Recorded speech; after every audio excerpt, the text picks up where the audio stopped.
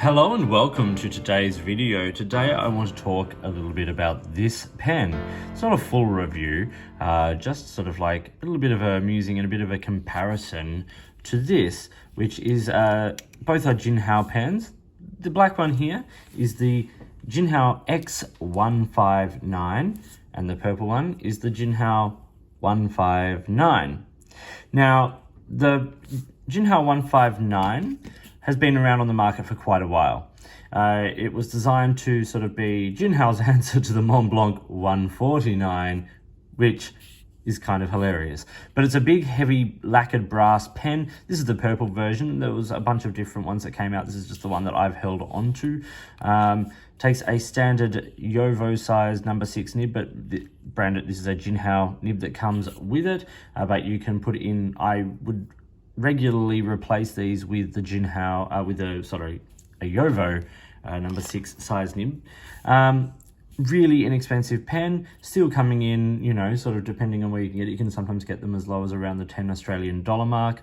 More expensive than they used to be, but still pretty good value.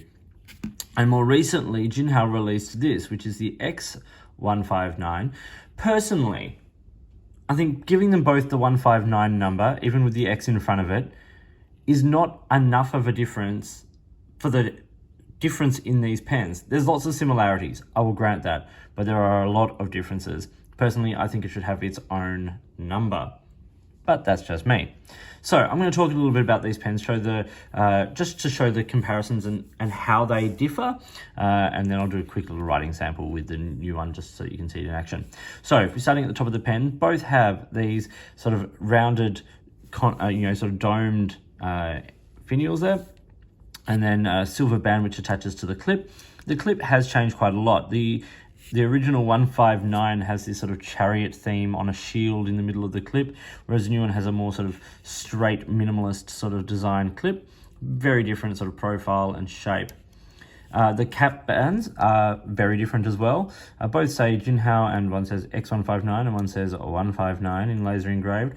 But it's a much thinner cap band, and then the little bit of the cap after the cap band is also smaller there on the new model.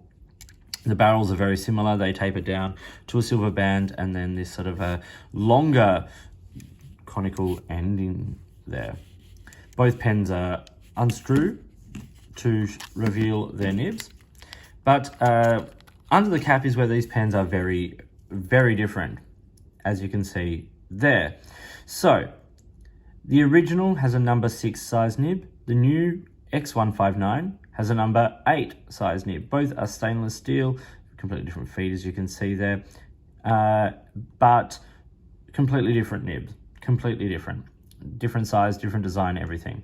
The sections are different. There's more of a taper on the original with a little metal end on it there, whereas the new version tapers just ever so slightly less and has a little matte plastic ending there.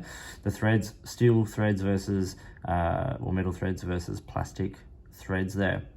Both pens are cartridge converter, and you remove the barrel of the pen to show these converters and the section that they go into. While I have these here, I just want to show the other thing that is a big difference is how they cap. So you can see the threads here on the original 159 are right near the edge of the cap there, whereas they're set deeper in on the new version.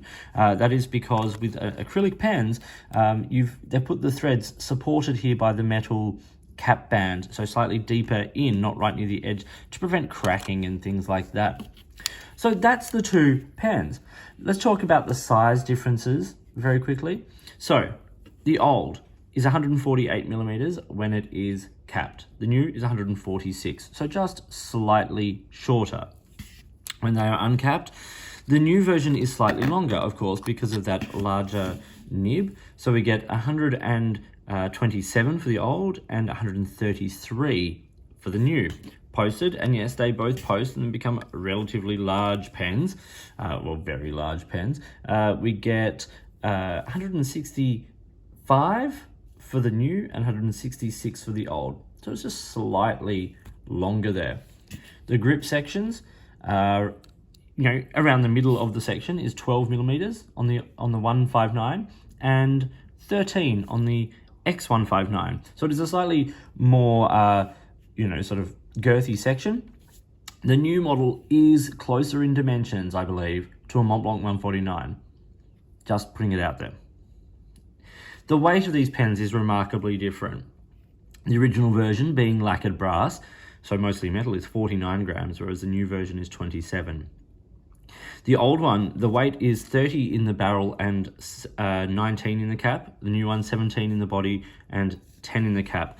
So both are quite well balanced when they're posted, and you can write with both of them posted without too much of an issue. But I think the weight and the distribution of the weight on the new version is a big improvement. Generally speaking, I think the X159, the new version, not the original 159, the new version, the X159, I think is a very, very good pen and is a huge step up. And it's, considering the price is basically more or less the same, I know that I would be leaning towards the X159 just about any day. And also it's got that sort of cool factor about having a number 8 size nib. So we'll just do a quick writing sample with it here, just so you can see it in action. This is Ayush paper, wonderful fountain pen friendly paper. It's sort of slightly toothy, but it's also incredibly affordable, which is wonderful. Jinhao X159 with the number 8 steel. This is a fine nib.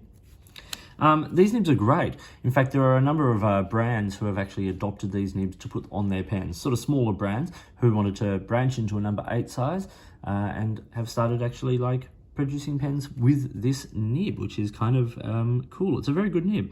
The ink I have in this is Robert Oster Lake of Fire, which is a wonderful tealy blue ink. But you can see it writes well. It's smooth.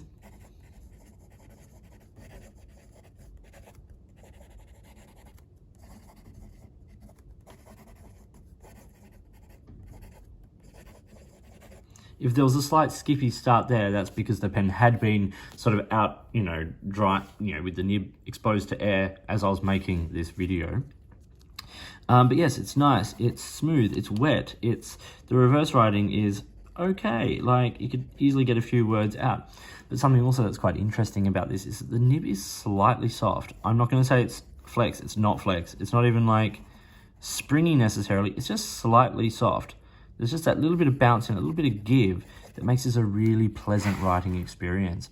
It is an affordable pen. It's a well-made pen. It's sort of sturdy. The plastic doesn't feel bad. The threads are nice. The clip is useful. It comes with a converter that works. And it's got a number 8 size nib, and it's got a great classic design. Even if it's sort of modeled off a much more expensive luxury pen, it's still a lovely design. So Jinhao X159 and the Jinhao 159, just the little differences here. I hope you found this video interesting and useful. Please give it a thumbs up and subscribe to the channel, hit the notifications button, all that kind of stuff. If you've got products you think I should be looking at, let me know. If this is a way you'd like to support the channel, I would love to hear from you. In the meantime, enjoy your pens, enjoy writing, and I'll talk to you soon.